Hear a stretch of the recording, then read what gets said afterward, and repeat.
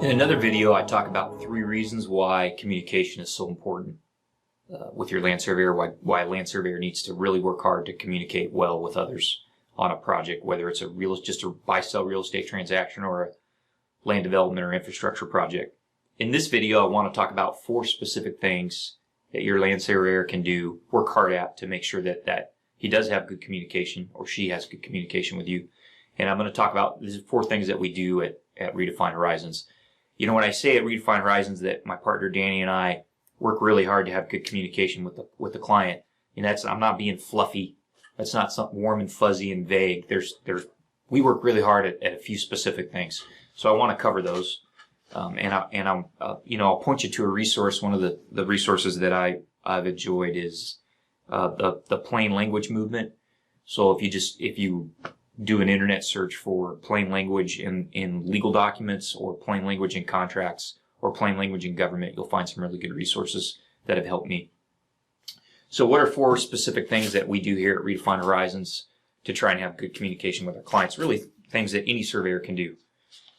So there's specific things I want to talk about. The first one is we try and use a standard agreement or a contract that's really easy to understand. So most of the time clients are signing our contract. There are a few occasions where we sign the client's contract, but that's not the majority of the time. So what we try and do is have a fair contract that is easy to understand.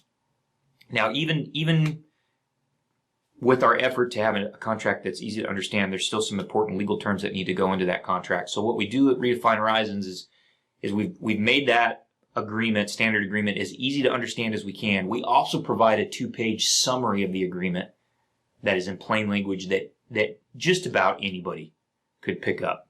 Any non-surveyor could pick up and be able to read that agreement, the summary of that agreement, and understand what we're going to do, what we're not going to do, what risks are covered, what risks aren't covered. And I think that's really important. I'm not trying to do something sneaky or pull a fast one with our agreement. We want the client to understand what we're going to do and what we're not going to do and know what to expect. And that's why plain language agreement is so important. And it's short. We try to keep that agreement to just a few pages. And like I said, the plain language summary of the agreement is only 2 pages. Easy to read and understand. That's the first thing we do. The second thing we do is with that standard agreement on every single job, we give you a written scope of services. So that written scope of services explains in detail exactly what we're going to do on a project. It's broken down by task. Every task, we tell you what the deliverables are going to be, if there's deliverables for the task.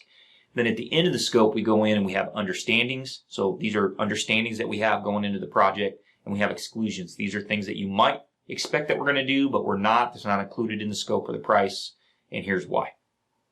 So we spend a lot of time on our scopes of services. Those are a really important document that goes with the standard agreement or the contract. And we want our clients to read and understand those. And I always tell my clients when I deliver our proposals, please read our summary of our agreement, read our scope of services. Let me know if you have any questions. And on most of our projects, our scope of services, again, they're short. They're only, they might be a page, 2 pages, 3 pages at the most on almost all of our projects. So there's something that most people should just be able to read and understand. You don't need a law degree and you don't need to be a surveyor to understand that. The third thing we do is we try and provide our clients with regular job status updates. Those are written. They follow a standard format. So I'm not just calling you on the phone, although sometimes that kind of communication is important. But we actually have a standard format that we use for a job status update. At a minimum, you get a job status update with every bill.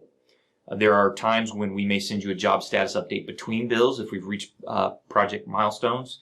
And I'm going to do some other videos that help explain exactly what goes into one of our job status reports. But I don't know of another surveying company that does that. Something I'm really proud of. Those job status reports they're great, and they really help us communicate with our clients. They're in writing, and it's a great tool that we're proud of, that we use. The fourth thing that we do, and I know there are other companies that do this as well, is we provide a technical report with every major work product we provide. So you're going to get at least 1 technical report from us. Sometimes you get 3. You might get a general survey report, a control report, and a boundary report. Just depends on the type of project that we're doing. But you're always going to get a technical report. Again, these are made to be easy to read and understand. And we're trying to communicate to you what work we did on the project, what decisions we made, what judgment calls we made, what risk and uncertainty there is based on our work. So one of the reasons we do that, and again, I'm very proud of this, is, we're not the kind of company that has secret files. So we don't have secret files. When we deliver our work product, we give you the technical report. And what I want you to be able to do with our work product and the technical report together is be able to reconstruct our work. I want you to be able to have another surveyor or maybe another design professional like an engineer read through our report, tell you, hey, Landon did good work. I understand what he did. I understand what the limitations of his work product are. I want you to be able, if I get hit by a bus, I hope that doesn't happen, but if I do, I want you to be able to take our work product and your report to another surveyor and have him be able to build on that work, understand it and read it, and be able to use our work product. So we put a lot of time and effort into our technical reports. So those are 4 specific things a good surveyor can do to work hard to have good communication with you as his client. He can use a standard agreement that's easy to understand. He can give you a written scope of services that's easy to read and understand. He can give you regular written job status updates, and he can provide technical reports with his work products.